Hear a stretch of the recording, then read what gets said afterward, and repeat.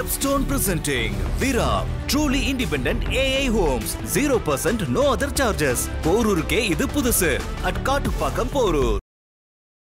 நாம் தமிழர் கட்சியின் உழவர் பாசறை சார்பில் ஆடு மாடுகளின் மாநாடு நடத்த இருக்கீங்க. தமிழ்நாடு எடுத்தீங்கன்னா மிக பின்தங்கி இருக்குது. பால் உற்பத்தியிலாக இருக்கட்டும், கறி உற்பத்தியிலாக இருக்கட்டும், முட்டைகளாக இருக்கட்டும், மிகவும் பின்தங்கி இருக்குது. பால் மட்டுமே இன்றைக்கி நம்ம வெறும் 1500 கோடி பொருளாதாரத்தில் நிற்கிறோம். இன்றைக்கி 7000 கோடி ஈடக்கூடிய ஆந்திரா எங்கே இருக்குது? சொல்கிறீங்க படித்தவரெல்லாம் ஏன் கொண்டு போய் அண்ணன் மாடு மேய்க்க வைக்கிறார் சொல்கிறாரு, ஆடு மேய்க்க சொல்கிறாரு அப்படின்னு. அப்படி அல்ல அது. அப்போ ஆந்திராவில் உள்ளவர்களாம் என்ன படிக்காதவர்களாம்? ஒட்டுமொத்தமாக படிக்காதவர்களாக தான் இருக்காங்களா? ஆடு மாடு மேய்த்தல் என்பது அரசு தொழில் என்பது. ஆடு மாடு மேய்த்தல் எப்படி அரசு தொழில் ஆக முடியும்? சாராயம் ஊற்றி கொடுக்குறதும், டாஸ்மாக் கடையில் வேலை பார்க்குறதும் எப்படி அரசு தொழிலான்னு? கல்லறுப்பு மட்டும் குலத்தொழில் எப்படி சொல்லுவீங்க? கருப்பட்டி காப்பின்னு ஊர் ஃபுல்லாக வச்சுருக்கானே, இவரெல்லாம் குலத்தொழில் செஞ்சவரெல்லாம் கற்காலத்துக்கு கொண்டு போகிறாரு. எல்லாரையும் படிக்காதீங்க, யாரையுமே நாங்கள் படிக்கலன்னு சொல்லலை. யார் சொன்னால் படிக்கணும்னு? நீங்கள் படித்தவர்கள் எல்லாத்துக்கும் வேலை கொடுத்துட்டீங்களா?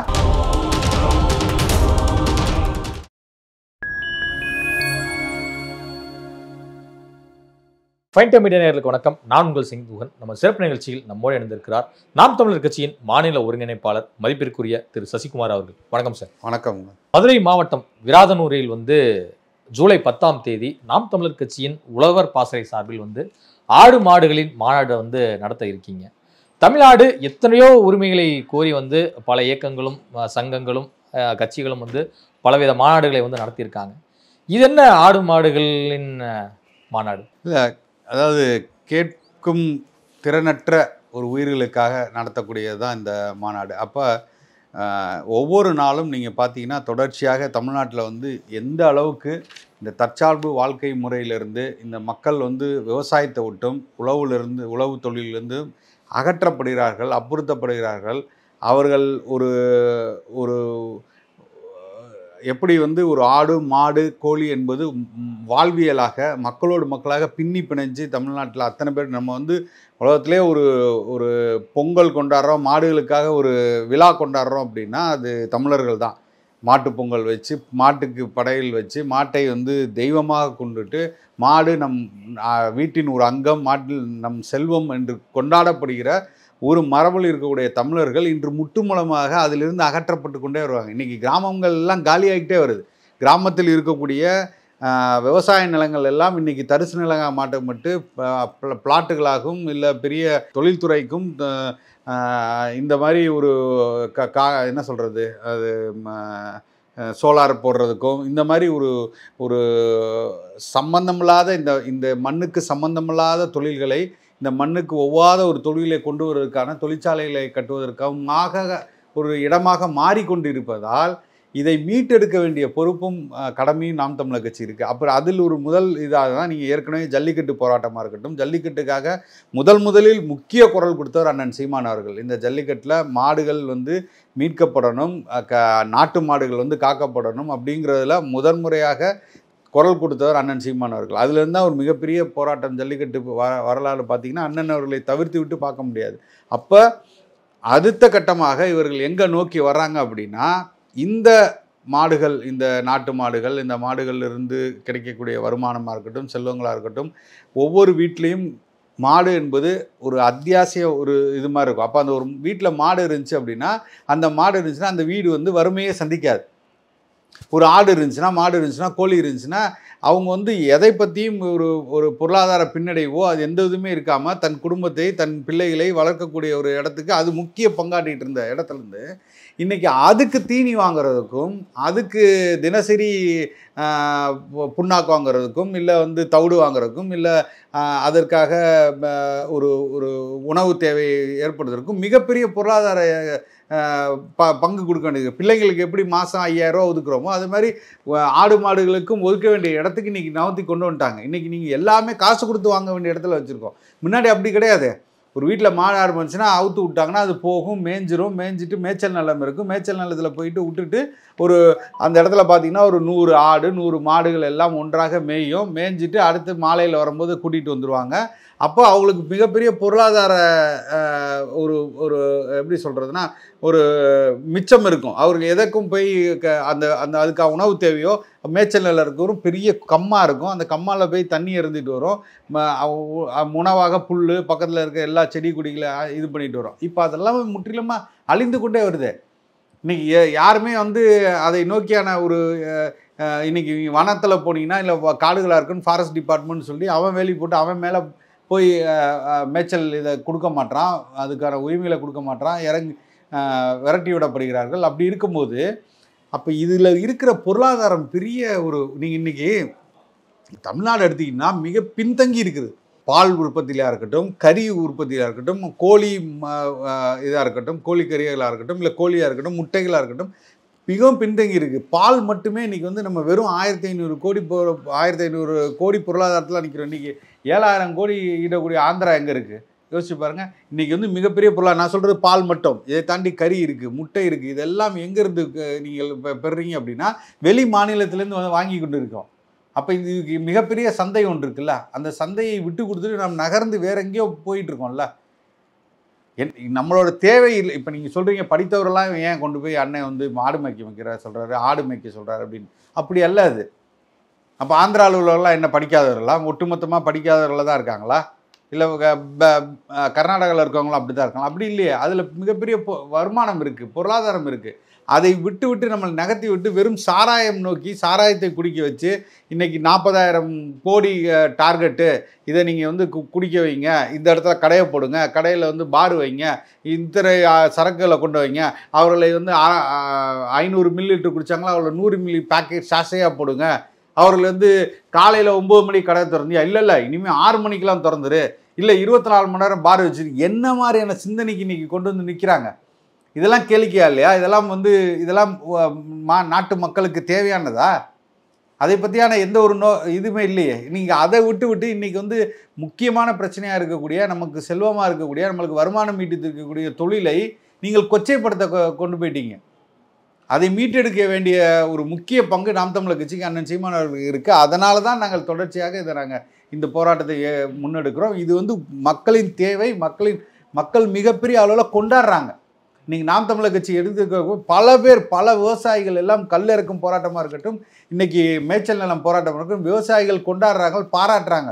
இன்றைக்கி அந்த நிலைமையில் இன்றைக்கி கொண்டு வந்து வச்சுருக்காங்க. உண்மையாலே கிராமங்கள்லாம் காலியாக போயிட்டுருக்கு, நீங்கள் இதை முன்னெடுத்துருக்கு, நாங்கள் பெரிய அளவில் வரவேற்கிறோம்னு நிற்கிறாங்க. தொடர்ந்து பல ஆண்டு காலமாக மேடைகளில் முழங்கி வர்றாரு சீமான். அது என்ன விஷயம் அப்படின்னா, ஆடு மாடு மேய்த்தல் என்பது அரசு தொழில் என்பது. ஆடு மாடு மேய்த்தல் எப்படி அரசு தொழில் ஆக முடியும்? சாராயம் ஊற்றி கொடுக்குறதும் டாஸ்மாக் கடையில் வேலை பார்க்குறதும் எப்படி அரசு தொழிலானுச்சு? அதுக்கு ஏன் யாருமே கேள்வி எழுப்ப மாட்டாங்க? அதெல்லாம் சரியானதா? இது விவசாயம் என்பது தொழில். இது வந்து விவசாயம் என்பது இந்த மண்ணில் பூர்வ குடிலாக நாம் வாழ்ந்து வந்தது எல்லாமே தேவை, அடிப்படை தேவை. ஒருத்தனுக்கு உணவு தேவையா இல்லையா? விவசாயம் செய்தால் தானே உணவு கிடைக்கும். இல்லை, அரசு தொழில் வந்து ஒவ்வொரு டிபார்ட்மெண்ட்டுக்கும் ஒவ்வொரு ப்ரையாரிட்டியில் ஒரு போஸ்டிங் போடுறாங்க, அலோகேட் பண்ணுறாங்க. அப்படின்னா இப்போ தமிழ்நாட்டில் வந்து பார்த்தீங்கன்னா டிஎன்பிஎஸ்சி சார்பாக குரூப் 1, குரூப் 2, குரூப் 3, குரூப் 4 இது மாதிரி பல எக்ஸாம்ஸ் வந்து இருக்குது. பல துறைகளில் வந்து பார்த்தீங்கன்னா பல ஆண்டுகள் எக்ஸ்பீரியன்ஸ் ஆனவங்களை வந்து இது மாதிரி நேர்முக தேர்வு மூலயமா தேர்ந்தெடுக்கப்படுறாங்க. இன்னும் போக்குவரத்து துறையிலலாம் வந்து பார்த்தீங்கன்னா தகுதியின் அடிப்படையில் வந்து தேர்ந்தெடுக்கப்படக்கூடிய இதையும் நம்ம வந்து பார்க்குறோம். ஸோ அப்படி பார்க்குறப்ப இப்போ இத்தனை தேர்வுகள் எல்லாமே வந்து ஒரு கேலி பொருளாக்கக்கூடிய சுச்சுவேஷனாக இருக்கு. ஆடு மாடு மேய்த்தல் என்பது அரசு தொழில் என்பது இல்லை. நான் என்ன சொல்கிறேன்னா, ஆடு மாடு மேய்ப்பதில் நான் என்ன தவறு இருக்குன்னு நான் கேட்குறேன். இப்போ ஒரு உதாரணத்துக்கு வச்சுங்களேன், நீங்கள் கேட்டீங்க டிஎன்பிஎஸ்சிங்கிறீங்க. டிஎன்பிஎஸ்சி தமிழ்நாடு தேர்வு ஆணையம் வந்து ஒரு இல்லை வேலைவாய்ப்பு அலுவலகம்னு வச்சுங்களேன், எம்ப்ளாய்மெண்ட் எக்ஸ்சேஞ்சில் ஒரு பதிவுறீங்க. அப்போ ஒருத்தர் வந்து ஒரு 10ஆம் வகுப்பு முடிக்கிறாரு, இல்லை 12ஆம் வகுப்பு, இல்லை டிகிரி முடிக்கிறார். அவர் போய் எம்ப்ளாய்மெண்ட் எக்ஸ்சேஞ்சில் பதிகிறார். எனக்கு இந்த மாதிரி அரசு வேலை வந்துன்னா எனக்கு வாய்ப்பு கொடுங்கன்னு சொல்லி பதிகிறார். அப்போ உங்களின் தகுதிக்கு ஏற்றது போல் எல்லாரையும், நீங்கள் படித்த எல்லாரையும் போய் ஆடு மாடு தான் மேய்க்கணும் என்று சொல்லவில்லை. நல்லா புரிஞ்சுங்க. ஆடு மாடு மேய்த்தலையும் அரசு தொழிலாக ஆக்கி அவர்களை கௌரவப்படுத்தி அவர்களுக்கான ஊதியத்தை நம்ம வந்து சரியாக இது பண்ணி கொடுத்தோம்னா அந்த தொழிலை விட்டு யாரும் நகர மாட்டாங்க. அது வந்து ஒரு முக்கியமான ஒரு தொழிலாக கருதப்படும், கௌரவமான தொழிலாக கருதப்படும். அதில் வந்து எந்த ஒரு தாழ்வு மனப்பானையும் இல்லைங்கிறத உருவாக்கணும்னா, நீ காசானாலும் கவர்மெண்ட் காசுன்னு சொல்லி வளர்த்துருக்காங்களா? நீ காசு சம்பாரிச்சாலும்ப்பா கவர்மெண்ட் காசில் சம்பாதிப்பா அப்படின்னு சொல்லி இன்னைக்கு டாஸ்மாக் பாருங்களாம் கௌரவமாக இருக்கிறதுனால சம்பாதிக்கிறாங்க. அது கௌரவமாக நினைக்கிறாங்க. குடியாரனை குடிக்க வச்சு டெய்லி காசு கொண்டு போய் கேட்குற கௌரவமான விஷயம் இல்லையே. எம்பிஏ படித்தவன் இருக்கான், பிஇ படித்தவன் இருக்கான், அவெல்லாம் எந்த எம்ப்ளாய்மெண்ட் எக்ஸ்சேஞ்சில் பதிஞ்சிட்டு நீங்கள் டாஸ்மார்க்குக்கு என்ன குவாலிஃபிகேஷன் நீங்கள் கேட்டீங்க, என்ன எக்ஸாம்ஸ் வச்சிங்க, எவ்வளோ மில்லி லிட்டர் ஊற்றி கொடுக்கணும், எத்தனை பேர் வந்தால் எவ்வளோ டார்கெட் வைக்கணும், இதெல்லாம் படித்தவங்களுக்கு இந்த வேலைக்குன்னு தான் படித்தானா? இல்லைல்ல. நீங்கள் அதை கேவலமாக பார்க்கவே இல்லையா? இப்போ டிஎன்பிஎஸ்சி முடித்தவனோ இல்லை இப்போ போட்டித் தேர்வுகள் எழுதி வந்தவனோ இல்லை எம்ப்ளாய்மெண்ட் எக்ஸ்சேஞ்சில் பதிந்து வந்தவனுக்கோ நீங்கள் என்ன மாதிரியான வேலையை ஏற்படுத்தி கொடுத்துருக்கீங்க? கிட்டத்தட்ட 40,000 50,000 எம்ப்ளாயீஸ் இருக்காங்க இல்லையா? அப்போ இந்த வேலையிலே நாங்கள் ஆடு மாடு மேய்ப்பது மட்டுமே தொழில் இல்லை, ஆடு மாடு மேய்ப்பதையும் விவசாயத்தை காப்பதற்காக அவர்களுக்கும் ஒரு அரசு வேலை போட முடியும். அப்போ ஆடு மாடு மேய்ப்பது மட்டும்தான். ஆடு மாடு மேய்ப்பரெல்லாம் என்ன படித்தவர்களை கொண்டு போய் நாங்கள் நீ என்னப்பா பிஇ முடிச்சிருக்க, என்னப்பா பிஇ எலக்ட்ரானிக்ஸ் முடிச்சிருக்க, பாப்பா நீ ஆடு மேய் நான் சொல்ல போகிறோம். அப்படி கிடையாது. இப்போ கல்வியை ஊக்குவிப்பது தானே அடுத்த தலைமுறைக்கான ஒரு சிறந்த வளர்ச்சியாக இருக்க முடியும். ஸோ அது ஆட்டோமேட்டிக்காக கல்வி ஒருவருக்கு கிடைச்சிட்டா ஆட்டோமேட்டிக்காக அவங்களுடைய குடும்பம் பொருளாதார ரீதியாக முன்னேறும், அவங்களுக்கான வேலை வாய்ப்புகள் கொட்டி கிடக்குது, அதை நோக்கி பயணிப்பாங்க. ஸோ அப்படி பார்க்குறப்ப நீங்கள் அதை விட்டுட்டு நாம் தமிழர் கட்சி மொத்தமாக நீ கல் எங்கள் உணவு, கல் எங்கள் உரிமைன்னு சொல்லிட்டு கல்ல குடின்னு சொல்றது இது பிற்போக்குத்தனமாக கல்வி. அதே சமயம் ஆடு மாடு மேய்ப்பது அப்படிங்கிறதும் கிட்டத்தட்ட ஒரு பிற்போக்குத்தனமாக ஆயிராதா? இல்லை, எல்லா விதத்தில் எப்பவுமே ஒரு குலத்தொழில் செய்யக்கூடிய ஒரு முறையை நோக்கி தள்ளியிருந்தானே அது. இல்லை, இது எல்லாரும் பேசக்கூடிய விஷயமா நீங்கள் கேட்குறீங்க. குலத்தொழிலுக்கு தள்ளிடுறாங்க, அப்படிலாம் கிடையவே கிடையாது. எது குலத்தொழில்? நீங்கள் இன்றைக்கி ஒரு பார்பர் ஷாப் வச்சுருக்கோம், குலத்தொழில் தான் பண்ணுறாங்களா? பார்பர் ஷாப் இங்கே சென்னைக்குள்ளே நேச்சுரல்ஸ்னு ஒன்று இருக்குது, பல கடைகள் வந்திருக்கு, பல பிராண்டட் கடைகள் வந்திருக்கு. இவர்களாம் யார்? குலத்தொழில் செய்கிறவர்களாக வந்திருக்கலாம். அப்படி இல்லையே, யார் வேணாலும் எந்த தொழில் வேணாலும் செய்யும் தொழிலில் எந்த ஒரு வேற்றுமையும் கிடையாது. நீங்கள் அதை புரிஞ்சுக்கங்க. நீங்கள் இன்றைக்கி கல் இறக்கும் போராட்டம்னு சொல்லியிருக்கோம், நாளைக்கு முருகனுக்கு போராட்டம்னு சொல்லியிருக்கோம், இதற்கு முன்னாடி பஞ்சமி நிலம் மீட்புன்னு சொன்னோம். அப்போல்லாம் இவங்களுக்கு சாதி தெரியல, குலத்தொழில் தெரியலையா? குலத்தொழில் இந்த சாதியை சேர்ந்தவர்கள் இதை சேர்ந்தவர்களுக்கு நாம் தமிழர் கட்சி போராடினது இல்லையே. அப்போ இதை மட்டும் நீங்கள் கல் இருப்பது மட்டும் குலத்தொழில் எப்படி சொல்லுவீங்க? யார் கருப்பட்டி காய்ச்சி இல்லை கருப்பட்டி வியாபாரம் செய்கிறவர்கள் இன்னைக்கு 100 மேலே ஃப்ரான்ச்சைசி வச்சு இன்னைக்கு கருப்பட்டி காப்பின்னு ஊர் ஃபுல்லாக வச்சுருக்கானே, இவரெல்லாம் குலத்தொழில் செஞ்சவர்களா? இல்லையே. நீங்கள் உங்களோட சிந்தனையே என்ன இருக்குன்னா, நாம் தமிழர் கட்சினா ஒரு சாதியை இதோட நீங்கள் கொண்டு போய் நிறுத்தணும்னு நினைக்கிறீங்க. அது முற்றிலும் தவறானது. அப்படி கிடையாது. நாம் தமிழர் கட்சி எல்லா மக்களுக்கானது. அடிப்படை விஷயங்கள், இந்த மண்ணை வளப்படுத்தணும், இந்த மண்ணில் உள்ளவரெல்லாம் பொருளாதார அளவில் நீங்கள் இந்த மண்ணில் அவ்வளோ இருக்குது, சோர்ஸ் இருக்குது, இதெல்லாம் வைத்துக்கொண்டு நீ பொருளாதார அளவில் மேம்பட்டு நீ முன்னேறி வரணும், தற்சார்பு வாழ்க்கை முறையில் வாரி நீ தன்னிறைவு ஆடுன்னு நாங்கள் சொல்கிறோம். அதை நோக்கி நாங்கள் பயணம் பண்ணுறோம். அப்போ அதுக்கெல்லாம் இது முக்கியமான ஒன் நிலத்தில் விளையக்கூடிய பனைமரம் என்பது முழுவதுமாக இந்த மண்ணுக்கும் இந்த மக்களுக்கும் பயன்படக்கூடியது. அதை நீ உபயோகப்படுத்திக்கோன்னு நாங்கள் சொல்கிறோம். அதில் ஒரு பகுதியாக தான் நாங்கள் கல்ல சொல்கிறோம். இல்லை, ஒரு பதநீர் ஒரு தொழிலாக பண்ணலாம், அது ஒரு நல்ல விஷயம்தான், அதில் மாற்று கருத்து இல்லை. இன்னொரு பக்கம் நீங்கள் சொல்வது போல் இந்த பனங்கருப்பட்டி, பனங்கற்கண்டு இது மாதிரியான இதெல்லாம் கொண்டு வரலாம். அதெல்லாம் உண்மையாலுமே சிறப்பான ஒரு அம்சங்கள் தான். அதில் ஏன் கல்லை நம்ம இல்லை, கல்லும் நம் உணவில் ஒரு பகுதியாக போற்றப்பட்டு நம்ம இதுக்கு முன்னாடி இருந்தது தான் நான் சொல்கிறேன். நீங்கள் கல்லுங்குவதில் நல்லா பார்த்துங்க, நீங்கள் இறக்க அந்த ஸ்பாட்டில் நீங்கள் இறக்குறீங்கள, இறக்கி அது இந்த ப்ராசஸில் ஃபெர்மெண்ட் ஆகி நொதித்து ஒரு 5 நிமிஷம் இல்லை 20 நிமிஷம் இந்த காற்றோட இதிலோ இல்லை பூச்சிகள் இதெல்லாம் நுரைதள்ளி இந்த எப்படி நொதிச்சதுக்கப்புறம் தான் அது இன்னும் ஆல்கஹால் கண்டென்ட் அதிகமாகுது. இது எல்லாத்துலேயுமே இருக்குது. நீங்கள் சாப்பிடக்கூடிய எல்லா உணவுலையும் நிறையா உணவுலையும் ஆல்கஹால் கண்டென்ட் இல்லாமல் இல்லை, ஆனால் இது அதிகமாக இருக்குது. அப்படிங்கும்போது நீங்கள் அந்த இண்டஸ்ட்ரியை ஏன் ஸ்டாப் பண்ணுறீங்கன்னு நான் கேட்குறேன். அது ஒரு இயற்கையாக கிடைக்கக்கூடிய பானங்கும் போது அதை நீங்கள் ஸ்டாப் பண்ணாங்க, நீங்கள் தடுக்காதீங்க, நீங்கள் அதை ப்ராசஸ் பண்ணுங்கள், அதை ரெகுலேட் பண்ணுங்கள், அதை ஸ்ட்ரீம்லைன் பண்ணி கரெக்டாக கொண்டு வாங்க. நீங்கள் ஒரு மிகப்பெரிய பொருளாதாரம் அதில் இருக்கும்போது நீங்கள் சாராய கடைக்கு கொடுக்கக்கூடிய இம்பார்ட்டன்ஸை, சாராயம் காய்ச்சறதில் கொடுக்க இம்பார்ட்டன்ஸை அதை விட்டுட்டு நீங்கள் இதுக்கு ஃபோக்கஸ் பண்ணுங்கிறோம். இதுக்குள்ளே நீங்கள் இந்த இண்டஸ்ட்ரியை நீங்கள் டெவலப் பண்ணுங்கள். இதனால் விவசாயிகள் வாழ்கிறான்ல, விவசாயிக்கு அது ஒரு வருமானமாக கிடைக்க போகுதுல்ல. அதைத்தான் நான் சொல்கிறேன். நீங்கள் பார்த்தீங்களா, நீங்கள் எல்லாரையும் குடிக்க வச்சுருக்கீங்க, எல்லாரையும் போய் நாங்கள் கல்ல குடின்னு சொல்ல. கல் ஒரு மாற்று பொருளாதாரத்தை மாற்று திட்டத்துக்கு நாங்கள் சொல்கிறோம். இதை நோக்கி இருக்கிறீங்க, இதை விட இது சிறந்ததுன்னு சொல்கிறோம். அப்படி தான் சொல்கிறோம். நீங்கள் அந்த சிறந்ததை போய் எல்லாரும் நீங்கள் அதை தான் பண்ணணும்னு கிடையாது. நீங்கள் உங்களை எல்லாரும் போய் அதை செய்யுங்க, எல்லாரும் போய் ஆடு வைங்க, அப்படி கிடையாது. இது எல்லாரும் அந்த அந்த ஒரு புரிதல்ல இருக்காங்க. எல்லாரும் போய் இதை தான் செய்யணும். பாருங்க, எல்லாரையும் அவர் வந்து கற்காலத்துக்கு கொண்டு போறாரு. எல்லாரையும் படிக்காதீங்க.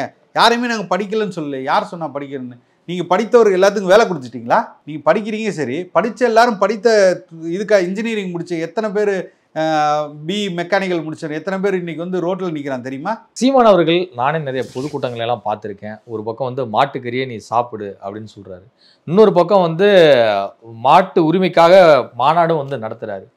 கொஞ்சம் தொண்டர்கள் வந்து கன்ஃபியூஷன் பண்றாரா? இல்லை, ரொம்ப தெளிவாக இருக்கும். நான் வந்து அதுலேருந்து கன்ஃபியூஸ் என்ன இருக்குது எனக்கு புரியல. நீங்கள் மாட்டுக்கறியை சாப்பிடக்கூடாது அப்படின்னா அது வந்து ஒரு உணவு. உணவு நீங்கள் இது வந்து தடை செய்யப்பட்டது, இந்த உணவை நீங்கள் உட்கொள்ளக்கூடாது, அதெல்லாம் நாங்கள் எடுத்து சொல்கிறோம், அதை சாப்பிடுன்னு சொல்கிறோம்லாம் இதில் ஒரு கேள்விக்கான இது நியாயம் இருக்குது. ஆனால் மாடு என்பது ஒரு அத்தியாவசிய ஒரு அடிப்படையில் ஒரு ஒரு வறுமை கோட்டில் உள்ளவங்க இல்லை மக்கள் பின்தங்கி இருக்கிறவங்களுக்கு அது வந்து ஒரு புரோட்டீன் நிறைந்த ஒரு உணவாக கருதப்படுகிறது. அது தொன்றுதொட்டு அவங்க உணவை உட்கொண்டு வந்ததுனால நீங்கள் அதையே நீங்கள் வந்து மாடு என்பது நாங்கள் எங்கள் வீட்டில் இருக்கிற இதாக வளர்க்குறோம், அதில் தப்புன்னு இல்லையே, அதை நாங்கள் வந்து கறிக்கு கொடுத்து அதை சாப்பிட்றதுனா எங்கள் வீட்டில் ஆடு வளர்க்குறோம், எங்கள் வீட்டில் கோழி வளர்க்குறோம். நாங்கள் வீட்டில் விருந்தாளிகள் வந்தால் இல்லை தேவை இருக்கும்போது வெட்டி சாப்பிட்றோம். வருத்தமாக தான் இருக்கும். நான்லாம் எங்கள் வீட்டில் வந்து சின்ன வயசில் கோழிகள் வளர்க்கும் போதெல்லாம் உண்மையிலே அப்போல்லாம் நான் வருத்தப்பட்டுட்டு நான் போய் சாப்பிடாமல் இருப்பேன், இல்லை அதை பார்க்காம இருப்பேன், இல்லை என்னை காட்ட மாட்டாங்க. சின்ன குழந்தைங்களாம் இருக்கும்போது அப்படி ஒன்று இருக்கும். ஆனால் நீங்கள் அது ஒரு தேவையின் வெளிப்பாடாக நீங்கள் வந்து உணவு அறிந்தார். அதனால் வந்து நாங்கள் பாருங்கள், நாங்கள் மாடெல்லாம் வந்து வளர்க்கணுங்கிறோம், அப்புறம் கொல்லணுங்கிறோம். அண்ணனே பல தடவை சொல்லிட்டார், ஆமாப்பா நாங்கள் அப்படி தான் அப்படின்ட்டார். அதில் என்ன மாற்று கருத்து இருக்குது எனக்கு புரியல. வளர்க்க சொல்கிறீங்க ஆனால் சாப்பிடக்கூடாதா அப்படின்ற அது உணவின் இதுதான், உணவின் ஒரு பகுதியாக தான் பார்க்கணும் நம்ம. அதை 1/2 கிலோ மாட்டுக்கறி சாப்பிடு, அப்புறமேல ஜிம்முக்கு போ, வீராப்பா நட, பருத்தி வீரன் கார்த்தியோடைய தோற்றம் மாதிரி நினச்சிக்க, வேகமாக போ, இப்படின்லாம் சொல்கிறது வந்து என்ன மாதிரியான வழி? என்ன மாதிரியான உடம்பை சரியாக தேத்தி நல்லா நல்லா ஆரோக்கியமாக இல்லை சாப்பிட்டு ஜிம்முக்கு போகிறது கூட ஓகே, இது மாதிரி வீராப்பா நட அப்படிங்கிறது என்ன மாதிரி?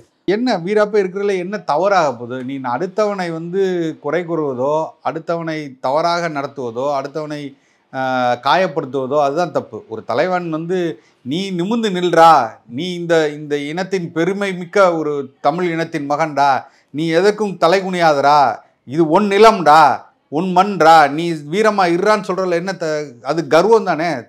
அதில் என்ன தவறு இருக்க போகுது? நீ இப்படி இருந்துட்டு இன்னொருத்தனை போய் அடிடா, அவனை தரக்குறைவா நினைடா, அவன் உன்னுடன் கீழானவன்றா அப்படின்னு சொன்னால் தானே அதில் வந்து தவறு இருக்க முடியும்.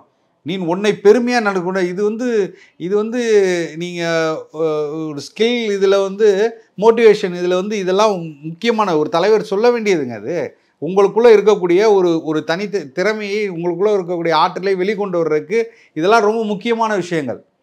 ஒரு தலைவனாக இருக்கவும் இதைத்தான் பேச வேண்டும். உன்னை வந்து ஊக்குவிக்க வேண்டும், உன்னை வந்து பெருமைப்படுத்த வேண்டும், உன்னை புகழ வேண்டும், உன்னிடம் இருக்க திறமைகளை வெளிக்கொண்டு வரணும்னா உன்னிடம் உள்ள பாசிட்டிவ் விஷயங்களை நீ பேசித்தாகணும். நீ சிறப்பானடா, நீ நல்லா உடம்பு ஏற்றுறா, நீ அப்படி இருறான்னு சொல்கிறதில்ல. அதுதான் ஒரு தலைவருக்கானது. அதுதான் அண்ணன் செந்தமிழ் சீமான் அவர்கள் சொல்கிறாரு. அதில் என்ன தவறு இருக்க முடியும்? நீ என்ன பண்ணு, டார்கெட்டு, நீ காலையிலேருந்து சாயந்தரம் வரைக்கும் டாஸ்மாகில் குடி, அப்போ தான் எங்களுக்கு வருமானம் வரும், நல்லா குடி. நீ என்ன பண்ணுற, நீ வந்து குடிகாரன்னு சொல்லாத, நீ மது பிரியர்னு சொல்லு. இதெல்லாமா போதையின் பாதையில் போகாதீங்கள் அப்படின்னா பாதை ஃபுல்லாக சாராய கடையை வச்சவர் நீ. இதான் ஒரு தலைவர் பேசுகிற அழகா? போதையின் பாதையில் போகாதான்னு சொல்கிறாரு. என்ன பண்ணணும்? சாராய கடையை மூடணும். ஆனால் போகிற இடத்துலலாம் சாராய கடையை திறந்து வச்சுருவ தலைவரா? கேடில் விழிச்செல்வம் கல்வி ஒருவருக்கு மாடல்ல மற்றவையவை அப்படின்னு சொல்லிட்டு அந்த குரலை வந்து படிச்சிருப்போம். ஆனால் சீமான் அவர்கள் சொல்கிற விளக்கத்தை வந்து நிறைய பேர் ட்ரோல் பண்ணிட்டு வராங்க சோஷியல் மீடியாவில். நிறைய இயக்கங்களும் அதை வந்து விமர்சிக்கிறாங்க. இதை எப்படி பார்க்குறீங்க? இல்லை, நான் என்ன சொல்கிறேன், மாடலில் மற்ற இது எல்லாரும் ஒரு பொழிப்புரை எழுதிட்டாங்க, ஒருத்தர் ஒன்றுன்னு சொல்லியிருக்காங்க. அண்ணன் சொல்கிறதையும் கேட்டுங்க. மாடு என்பது செல்வம், அதில் மாற்று கருத்து யாருக்கா இருக்கா? நீங்கள் அந்த குரலோட இதே விட்டுருங்க. மாடு என்பது செல்வமா இல்லையா? இல்லை, அந்த குரலோட அர்த்தம் வந்து அழிவில்லாத சிறந்த செல்வம் என்பது கல்விதான். யாரும் எல்லாமே வந்து மண் பொன் பொருள் எல்லாமே வந்து அழிவுதான் அப்படிங்கிற மாதிரி தானே குறிப்பிடுறது. யாருமே மறுக்கலையே, கல்விதான் அதெல்லாம் சிறந்த செல்வம் ஆகா அப்படிங்கிற பொருளோட விளக்கம். நான் யாருமே மறுப்பு சொல்லலையே. இப்ப அண்ணன் வந்து கல்வி வந்து செல்வம் இல்லைன்னு சொல்லலையே. கல்விதான் முதல் இது, கல்விதான் ஆகச் சிறந்தது, அழிக்க முடியாது, அதுல மாற்று கருத்தே இல்லை இல்லையா? மாடும் ஒரு செல்வம், அதுதான் நான் இங்கே குறிப்பிடுறேன். நாம் வளர்த்த நம் வீட்டில் ஒரு அங்கமாக இருந்து கொண்ட மாடும் ஒரு செல்வமாக போற்றணும் அப்படிங்கிறார். நீங்கள் அந்த குறளை கூட எடுத்து தூக்கி போட்டுருங்க, திருவள்ளுவர் அந்த மாடுங்கிறது அதை பொருள் படலைன்னு வச்சுங்க. ஆனால் நாங்கள் சொல்வதோ இல்லை மக்கள் ஏற்றுக்கொள்ளும், மக்கள்கிட்ட போய் நீங்கள் கேளுங்க இந்த கேள்வியை, மாடு உங்கள் வீட்டில் ஒரு செல்வமா இல்லையான்னு. ஒவ்வொரு விவசாயிகளின் குடும்பத்திலையும் ஒவ்வொரு விவசாயிலும் ஒவ்வொரு கிராமத்துலையும் நீங்கள் போய் கேளுங்க, அவர்கள் சொல்கிறாங்களா இல்லையான்னு கேட்டுட்டு அதுக்கப்புறமா நம்ம பதில் பேசலாம். நீங்கள் வந்து ட்ரால் பண்ணுறக்கா நீங்கள் அண்ணனை இவ்வளோ கிண்டல் அடிக்கலாம், கேள்வி அடிக்கலாம். ஆனால் ஒவ்வொரு வீட்டிலும் தன் வீடு வறுமையை சந்திக்காமல் இருந்ததுக்கு முதன் காரணமாக இருந்தது அத்தனை வீட்லேயும் மாடு என்பதை யாரும் மாற்றுக்கிறதே இருக்க முடியாது. ஒரு அங்கமாக ஒவ்வொரு வீட்டில் இருந்திருக்கு. இன்றைக்கி வந்து மாட்டு பொங்கல் கொண்டாடுற ஒரே சமூகமாக தமிழ் சமூகம் இருந்திருக்கு. மாடை போற்றி கொண்டாடி இருக்கு. மாடு இல்லாமல் எதுவுமே இல்லை. நீங்கள் ஒரு மாடு இருந்துச்சுன்னா அந்த குடும்பம் வறுமையை சந்திக்காது. இதுதான் நிதர்சனம். அப்படியாப்பட்ட செல்வம் தான் அது. அதில் ஏன் நீங்கள் வந்து நீங்கள் அந்த குரலை பிடிச்சிக்கிட்டு பாருங்கள், அந்த குரலில் சொல்லணுன்னே வச்சுங்க, ஆமாம் அது பொருள் படவே இல்லை, நான் ஒத்துக்கிறேன். அது இப்போ அண்ணன் சொன்னதில் வந்து இதில் மாடு வந்து இப்போ பொருள் படல, திருவள்ளுவர் வந்து அப்படி மீன் பண்ணி சொல்லணுன்னே வச்சுங்க, அதில் என்ன தப்பு இருக்குது? மாடு இல்லைன்னு சொன்னதில்ல, இல்லாத ஒன்று சொல்லலையே, உண்மை இல்லாத சொல்லலையே.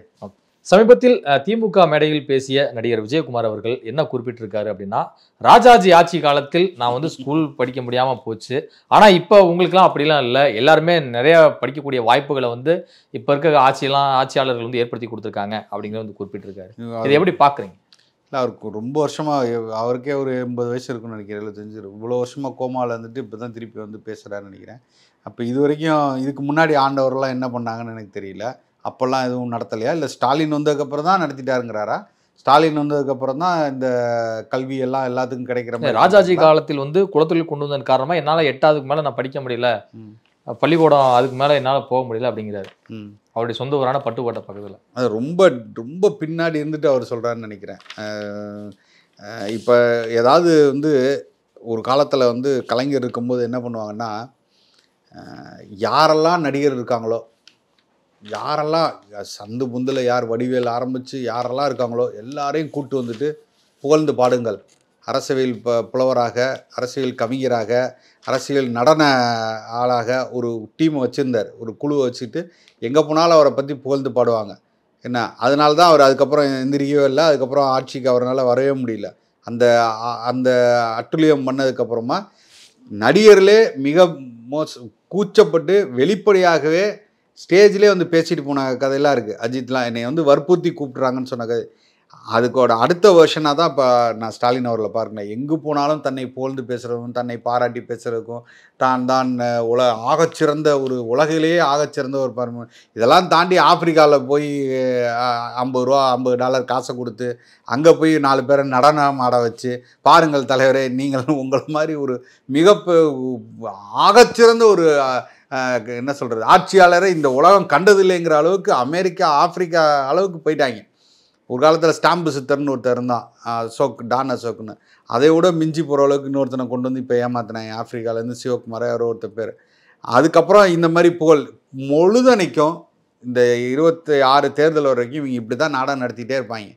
பொழுதனைக்கு யாரையா கூப்பிட்டு வச்சு பேசுங்க. உங்களை மாதிரி இல்லை, நீங்கள் வந்ததுக்கப்புறம் தான் பிள்ளையெல்லாம் படிக்கவே போகிறோம்னுச்சு, அந்த காலத்துலலாம் இல்லை இப்படி வர விஜயகுமார் சொல்ல ஆரம்பிக்கிறார்ல, அந்த மாதிரி எல்லாரும் சொல்ல உங்களை மாதிரி இளமையாக இருக்கிறவங்க யாரும் கிடையாதுப்பாங்க. இவர் புகழ்ந்து தள்ளிக்கிட்டே இருப்பாங்க.